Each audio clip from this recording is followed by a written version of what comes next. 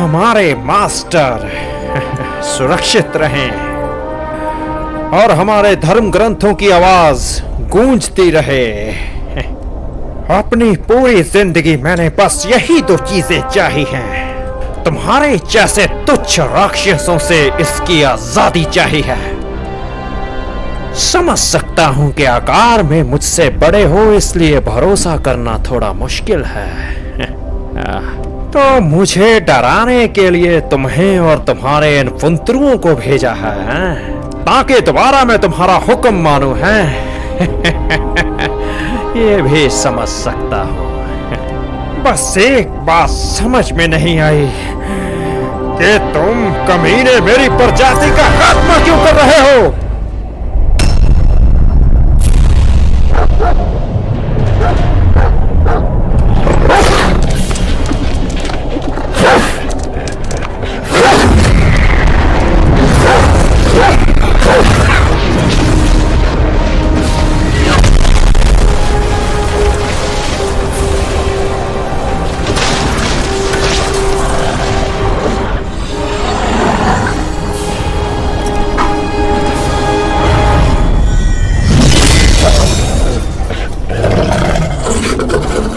पीछे हटो मूर्ख जानवर। तुम इसे नहीं जानते। ये कोई आम बंदर नहीं है। इस बंदर में खास शक्तियां हैं। एक ऐसा बंदर जिसे बुद्धा का रूप दिया गया था। यहां सिर्फ मैं ही हूं जो इसे लड़ाई के लिए ललकार सकता है। सुन बे बंदर, जिसे मैं एक बार हरा चुका हूं, उससे मुझे दोबारा लड़ने की आदत नहीं है। तो ऑफर देता हूं, अगर तुम हारे तो मैं तुम्हें सेलेस्टियल कोर्ट के पास ले जाऊंगा, जो तुम्हारे पर्वत को कुचल के समतल कर देंगे। अगर मैं हारा तो मैं अपना बदला तो लूंगा ही, और साथ ही ये फिर भी तुम्हारे पर्वत को कुचल के समतल कर देंगे।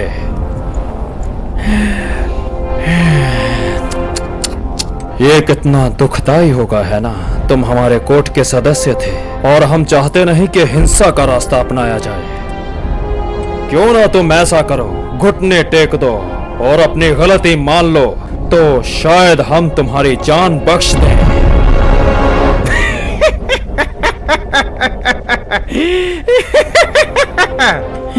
इतने सारे साल वो सुअर के अलावा सिर्फ तुम ही थे जो इतनी सारी बकवास करते हो। अच्छा है, मुझे सुन के मजा आया। मनोरंजन काफी अच्छा करते हो। तो ये कैसा रहेगा अगर मैं अपने नाखून से तुम्हारे माथे की आंख नोच लूं और बाकी की 2 आंखों को जीवन दान दूं? क्योंकि मैं चाहता हूं कि जब मैं कोर्ट के सारे कुत्तों की बलि दूं तो तुम इन्हें अपनी आंखों से देखो।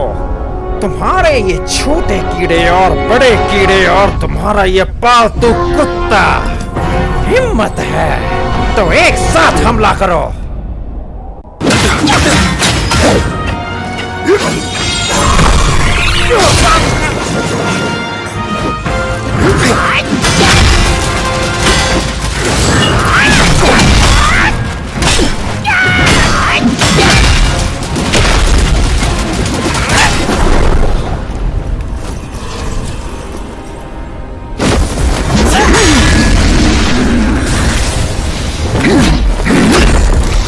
द विक्टोरियस फाइटिंग बुद्धा, क्या तुम्हें अंदाजा भी है कि अमरता पाने के लिए कितनों ने अपना सब कुछ दे दिया?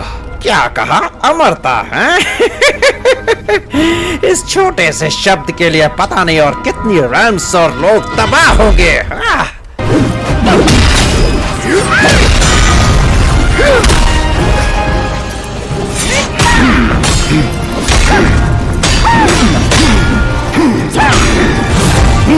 सेलेस्टियल कोर्ट ने हमेशा तुम्हारा स्वागत किया, पर तुमने हमेशा उनका उल्लंघन किया है। अब तुम्हें कोई नहीं बचा सकता। मेरे भाई, क्या ये हथियार खुजाने के लिए रखा है? वैसे भी मेरी पीठ पे खुजली हो रही है, कर दो ना।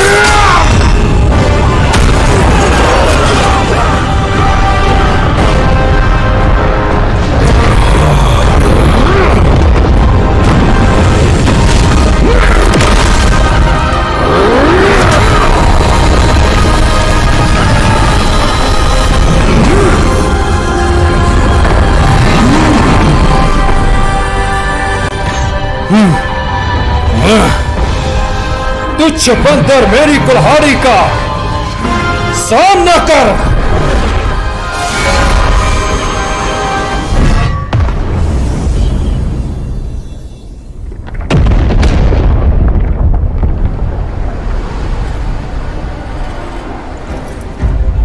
बुज़दिल, क्या तुम इसे लड़ाई कहते हो? यहाँ रोशनी कुछ ज्यादा ही हो रही है। अगर तुझ में दम है तो जंगल में आके मेरा मुकाबला कर। वाह!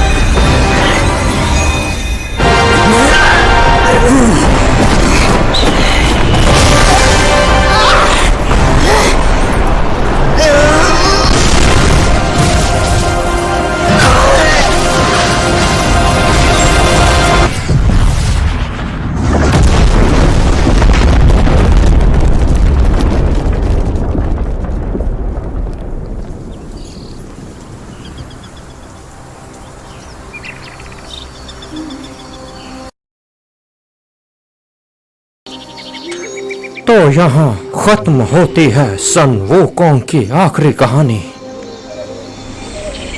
एक ऐसा महानायक जिसने सबसे ऊपर उठकर अपनी आजादी को हासिल किया।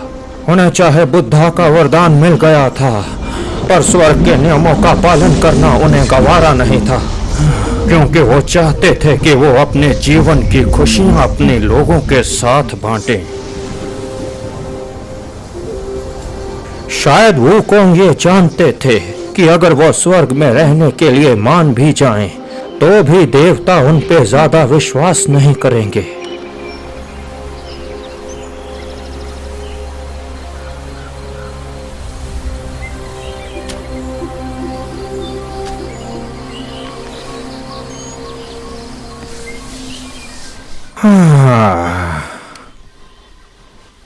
ये पत्थर जो तुम देख रहे हो, ये काफी समय से इस पहाड़ी पर है।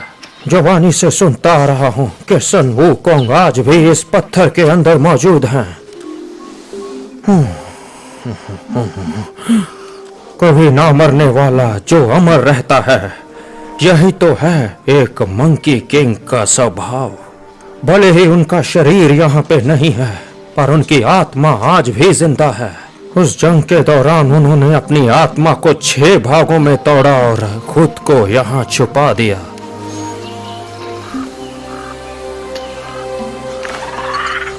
महान ऋषियों की वो 6 इंद्रियों के रूप में कई सदियां बीत चुकी हैं, जिन्हें आज तक कोई भी नहीं ढूंढ पाया। मैं भी बूढ़ा हो चुका हूँ, पर आज तक मैं उन्हें कभी भी ढूंढ नहीं पाया बेटे। पर तुम्हारे बीच कोई ऐसा होगा जो सारी की सारी नियति को बदल सकेगा। कोई ऐसा होगा जो सारे के सारे बिखरे हुए भागों को इकट्ठा करे। अगर कोई वो सारे भागों को इकट्ठा करके माउंट हुआगो तक ले आए, तो हो सकता है कि सन वूकोंग फिर से जी उठे।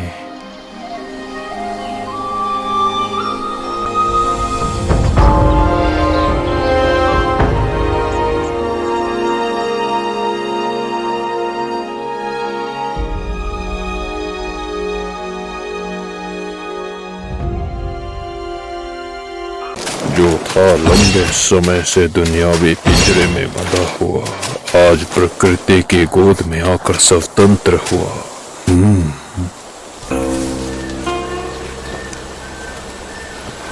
तो रास्ते में तुम्हारा सामना हुआ होगा कुछ अनजान आत्माओं से, जो शरीर तो छोड़ देती हैं पर हवा में लुप्त नहीं होती। अफसोस कि तुम्हारी तुमड़ी किसी काम की नहीं है और मेरी वाली तुम्हारी बात नहीं सुनेगी।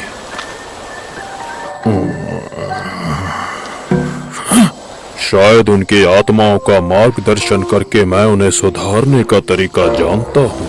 शायद यह तुम्हारे काम आए।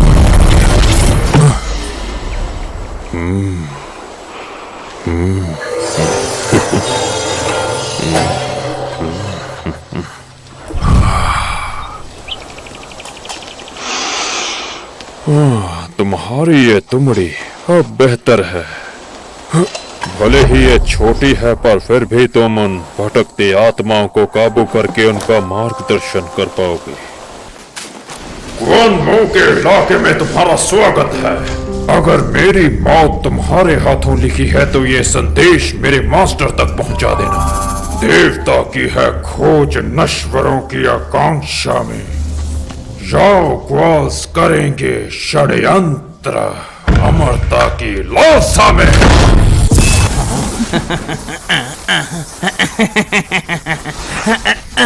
वैसे इन्हां सप्पां तो डरन दी जरूरत नहीं है भरा, क्योंकि कुछ जंगली जड़ी बूटियां दे नाल इन्हां दा जहर घट करन दी दवाई बनाई जा सकदी है।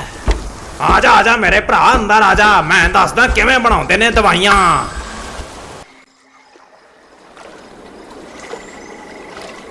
जंगल जंगल पता चला है चमक खो गई बंदर की। अतीत भविष्य को समझ पाना मानो एक कटोरी पानी समंदर की।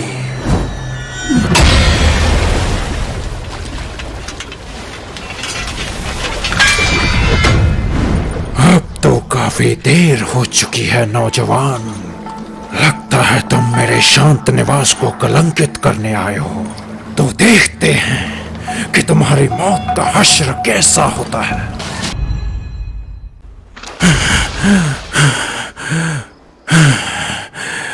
मानना पड़ेगा दम तो है तुझ में। अब सामना करो मेरे असली विकराल रूप का।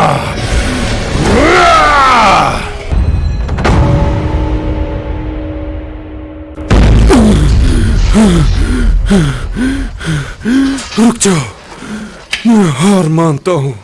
मैं तो एकमात्र अपनी भाई की आंखें और कान हूँ। मैं तो बस उस भालू के हुक्म से इस रास्ते की रखवाली कर रहा हूँ। तुम्हारा भाग्य है कठोर और अंधकार भरा, समझोगे इसकी नियति को किस तरह। गोनियन टेम्पल राख हो चुका है, पर एल्डर जिंची की आत्मा आज भी वहां भटक रही है। कई तकलीफें सहती हुई लालसा के पेड़ पर लटक रही है। बेहतर होगा कि भूल जाओ जिसकी तलाश में तुम यहाँ आए हो। वो 3 घंटियां, क्या तुम उन्हें देख चुके हो? क्या तुम भी अपना वही हश्र करना चाहते हो जो तुमसे पहले कईयों का हुआ? वो घंटियां ब्लैक विंड गुहाई के लौटने के बाद पहाड़ी पे वो 3 घंटियां लगा दी गई थी, पर फिर भी उनके पास जाने की किसी को अनुमति नहीं है। शायद यह 3 घंटियों का संबंध उस मंदिर के जलने के साथ है। व्हाइट क्लैड नॉवल की बातों में मुझे सच्चाई लगी। अगर एल्डर जिंची की आत्मा वहां है तो सावधान रहना।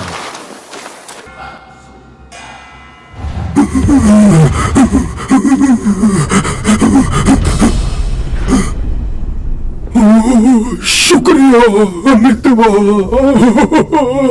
आखिरकार 3 घंटियां बच चुकी है। मेरे शिष्य आ गए। मैं जानता था कि कोई मेरे मंदिर तक वो खजाना लेकर जरूर आएगा।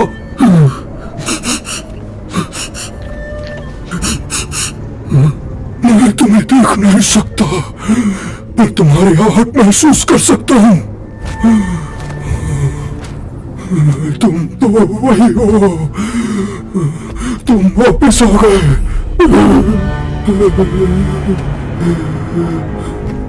वो तुम ही हो जिसने चुराया था कसाया। मुझे वो वापस दो।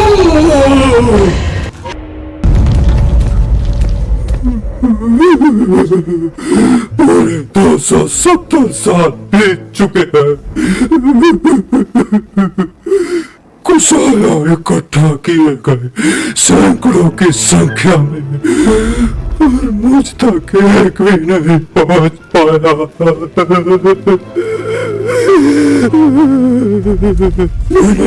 रुको रुको, कौन से कौन? वो कसाया, छोड़ दो उसे, छोड़ दो। वो भाग, नहीं, बुझा दो उसे।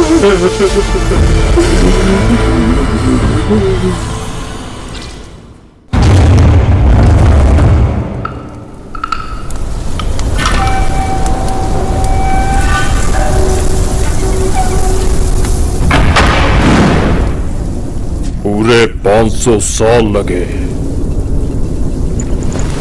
इस मंदिर को दोबारा बनाने में, और अब इसका दायरा और भी बढ़ चुका है।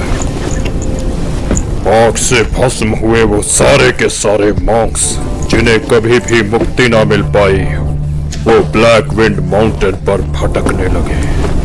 वो मैं था जिसने उन्हें शाश्वत शांति प्रदान की। मैंने सारे जले हुए धर्म ग्रंथों के एक एक टुकड़े को इकट्ठा करके पुनः स्थापित किया। पर मैं ये हमेशा से जानता था कि तुम एक दिन जरूर वापस आओगे। तुम्हारा लड़ने का तरीका काफी अलग है।